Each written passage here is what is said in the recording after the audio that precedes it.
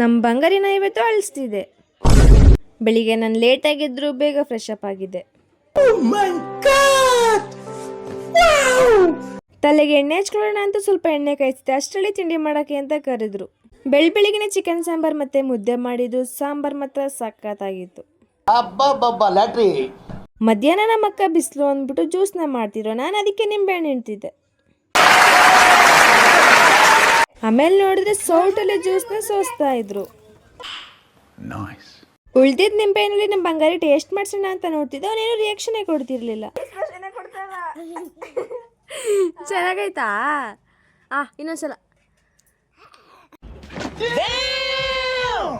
ಬೇಜಾರಾಗ್ತಿತ್ತು ಅಂತ ಸ್ವಲ್ಪ ಕೇರಮ್ ಆಗ್ತಿದ್ದೆ. ಹಂಗೆ ನೆನಪಾಯ್ತು, ನಾಳೆ ಪೈಥಾನ್ ಎಕ್ಸಾಮ್ ಇದೆ ಅಂತ ಅಂದ್ಬಿಟ್ಟು ಓದ್ಕೊಳ್ಳೋಣ ಅಂತ ಕೂತ್ಕೊಂಡೆ. Statements are divided into 3 categories. ಸ್ವಲ್ಪ ಓದ್ಕೊಂಡು ಎತ್ತಿಟ್ಬಿಟ್ಟು ನಮ್ಮ ಬಂಗಾರಿನ ಅಳಿಸೋಣ ಅಂತ ಹೋದೆ.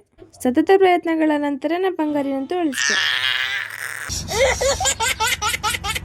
ಕೊನೆಗೂ ಬಂಗಾರಿನ ನಗಿಸ್ಬಿಟ್ಟು ಡೇನ ಎಂಡ್ ಮಾಡಿದೆ. ಇಷ್ಟ ಆದರೆ ಫಾಲೋ ಮಾಡಿ ಅಂತ ಹೇಳ್ತಾ ನೆಕ್ಸ್ಟ್ ವ್ಲಾಗಲ್ಲಿ ಸಿಗ್ತೀನಿ.